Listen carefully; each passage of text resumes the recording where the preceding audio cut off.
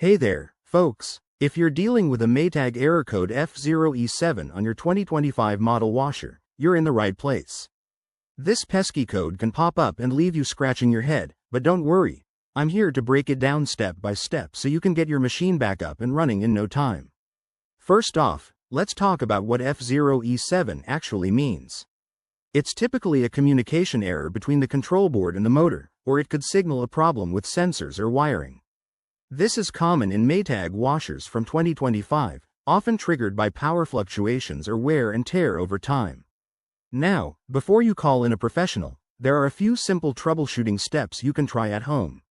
Start by unplugging your washer from the power source for at least 1 minute. This gives the system a chance to reset and clear any temporary glitches. Once it's plugged back in, run a quick test cycle to see if the error persists. If that doesn't work, check for any loose wires or connections behind the control panel, but remember, always unplug the machine first to stay safe. If the error code keeps showing up, it might be due to a faulty door lock mechanism or a sensor issue. In that case, inspect the door latch for any obstructions or damage. Cleaning it out or gently realigning it could do the trick. For more advanced fixes, like replacing parts, I'd recommend consulting your Maytag manual or reaching out to a certified technician.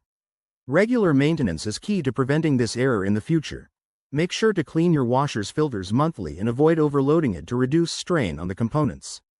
There you have it, a straightforward guide to tackling Maytag error code F0E7. I hope this saves you time and frustration.